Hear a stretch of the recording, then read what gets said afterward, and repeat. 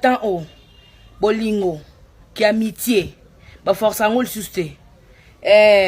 So mutalingi bozala ensemble, bozala kaka bo forcer te. So ki mutalingi ozala camarade na ye, bo forcer te. Siko yo komi go forcer na bolingo na amitié. Eza nini?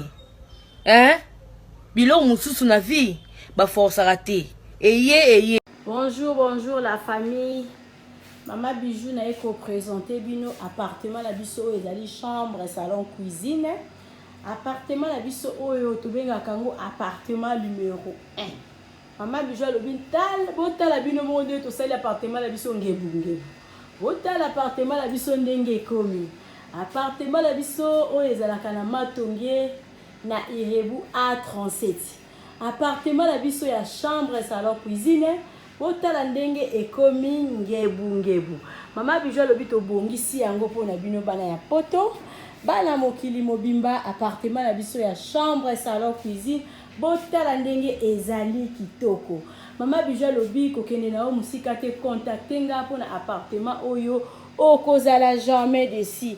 Na kati appartement la biso tozali na douche debout ya kitoko, toza na cuisine ya munene. Chambre la biso ezali chambre ya lit de 2 personnes. Maman Bijou lobi benganga ozwa osala réservation na yo na appartement oyo okozala jamais desi. Même ligne ekosa, inter ekosa, oyo vraiment la talu kaka ya mukie pamba. Maman Bijou lobi benganga okozwa appartement oyo eza na Matonge na Irebu A37. Appartement la biso moko ekomaka 2 chambres, salon, cuisine. Chambre bomoni ba porte mi balé lobi na ko filmer le bino partie 2 na ko kota na kati ya chambre et puis na ko filmer le bino lisusu cuisine nango. Awa ezali première chambre, deuxième chambre nango eza na sima ya rideau oyo.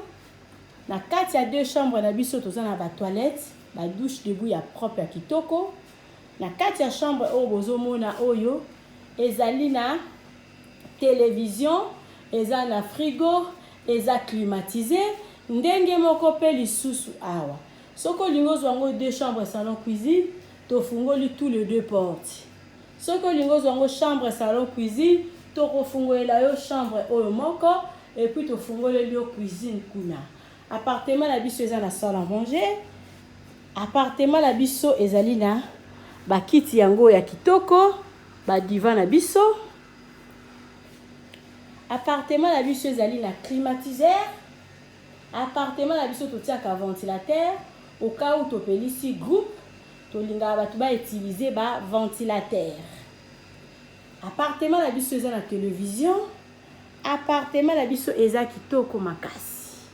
Eza na ba carreaux ya propre. Eza vraiment propre makasi. Maman Bijou lobi bozala toujours branché, bosala ba réservation na bino tozala ka na 7 places, ba place na biso ezala ka ya kotonda. Et puis lisusu nini, tozala biso kaka na 2 appartements oyo ezala ka na cuisine na kati. Yango wana Maman Bijou lobi soko lingo kende congé, benganga rapide pour na osala réservation ya appartement oyo.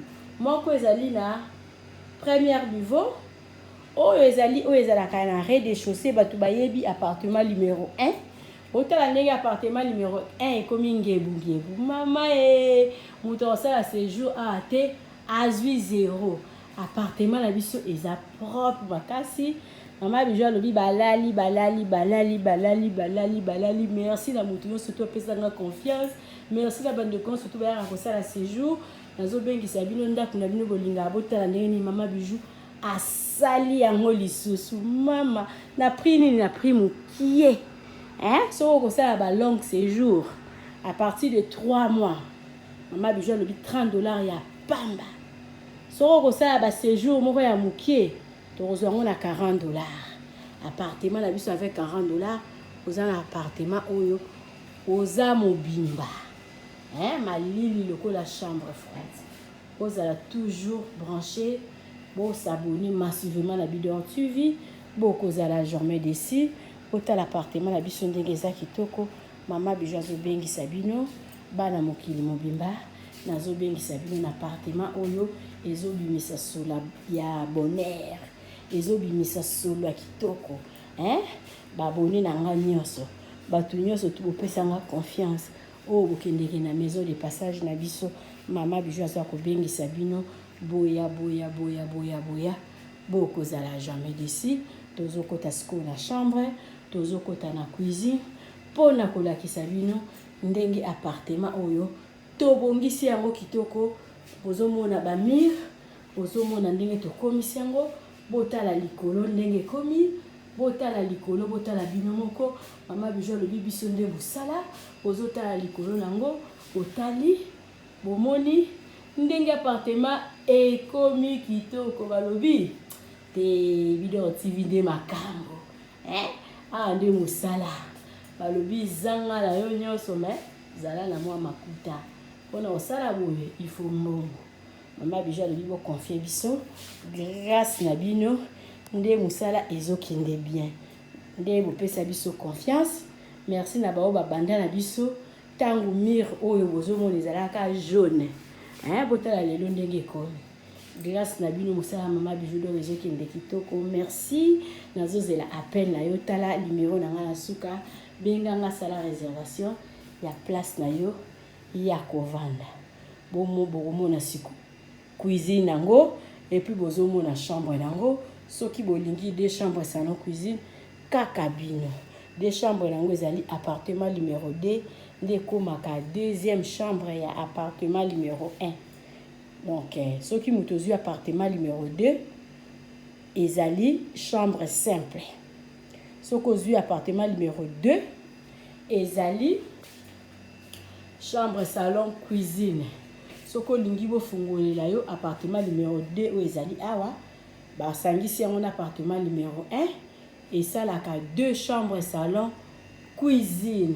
Wana eza mpona bato bayaka famille, ozoya na bana na yo na kine kobukala te, benga Mama Bijou sala réservation à place oyo okozala jamais d'ici. Toza na groupe na biso, toza na citerne oyo totiaka réservoir ya mai, sécurité ezali assurée.